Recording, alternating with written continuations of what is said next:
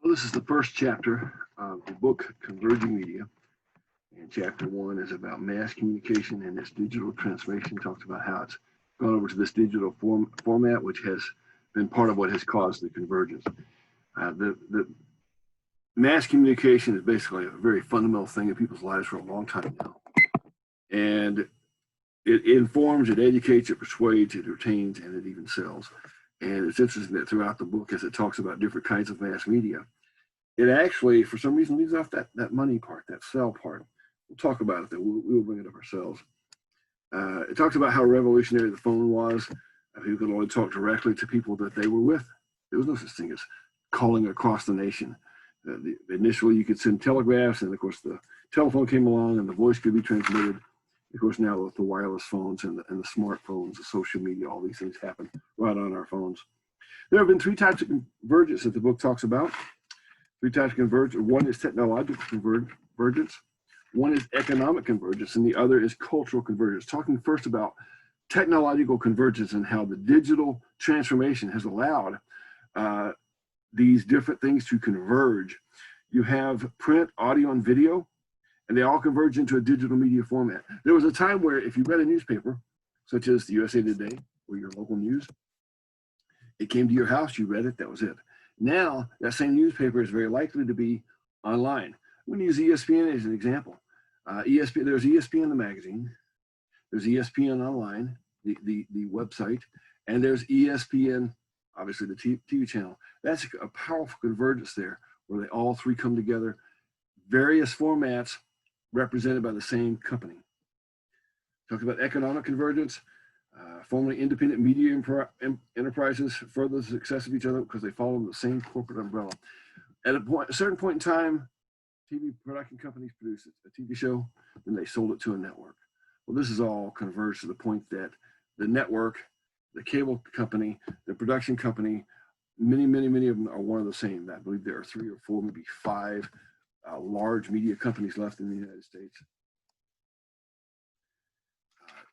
Going forward now to the next thing on cultural convergence, what happens is when we see the same television show, when we're looking at the same media, when we're participating and bringing into our lives the same media, we start to have values, beliefs, and practices that reflect that media. One of the first things I would like for you to sort of mull over, think about it, put it in your brain, and learn it as a fact of life.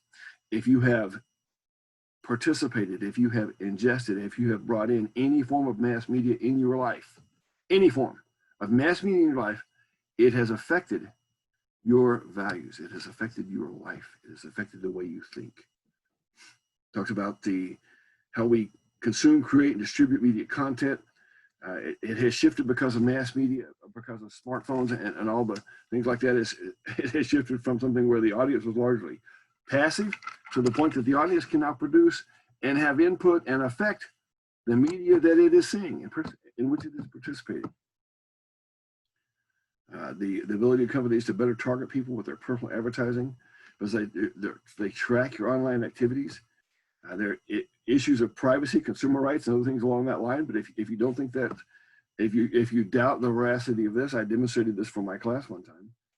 Just go ahead and talk for about 5 minutes, not on the phone, just with your phone present, about how much you need to buy a certain product.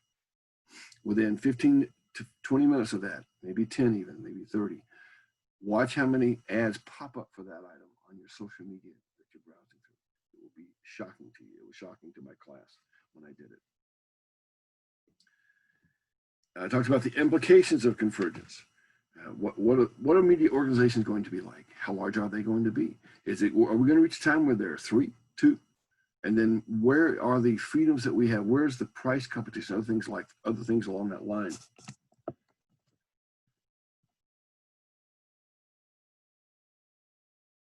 Talk a little bit now about the media type. There's television, radio, CDs. The problem with that now is that there's television on your cell phone. There's radio on your cell phone. There's TV, there's CDs and music on your cell phone, even print media. You can take your cell phone and use it as a reader and get books and open them up and read them. I read the Bible on my cell phone sometimes. It all has come together in one place, the American cell phone, or not just Americans, worldwide, smartphones all over the world. Talks about media content, and of course there's on-demand content. There are two different types of people that are consuming this content. There are what the book calls digital natives. That means that they grew up in the digital age. They've never known anything else. And digital immigrants, that's older generations that are now using digital media. My father-in-law, great guy. My father-in-law, I'm a digital immigrant myself, but my father-in-law, who's going to be 90 this year, has a smartphone and is on Facebook. Absolutely amazing. Talks about digitization and how it has, with the digitization of things, it has increased the ability to spread everything, to put everything online so that people can use it. There's a goal I know that they have to put every book ever written online eventually. That has to be digitized, put out there that way.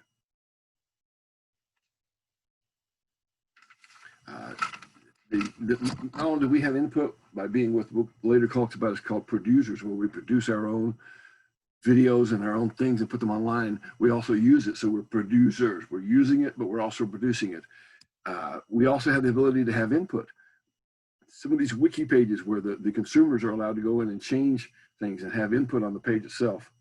Talks about the media use, which we are in the 24/7 media age. When I grew up, the television went off at a certain time. Next morning, it came back on. Now, there's not a minute of the day where there's not something out there that you can watch, see, read, listen to, music, whatever it might be. It's there. And we can take it with us. We can take our media with us. I can watch a movie. I can watch a TV show. I can listen to songs. I can read books. There's nothing I can't do on this cell phone. Just about that people ever did with any kind of media that was out there, but it's all come down to the one thing now. And mass communication, mass media is now, it's pervasive. It's everywhere. It's all around us. We get into our car, we want to go for a drive, maybe have a little peace and quiet. We turn on the radio, there's music, there's advertising. Or maybe we turn off the radio and we're driving down the road. Of course, billboards. Buy this, buy this, buy this, buy this. And some of them, of course, are even electronic, and they continually change the message that's there.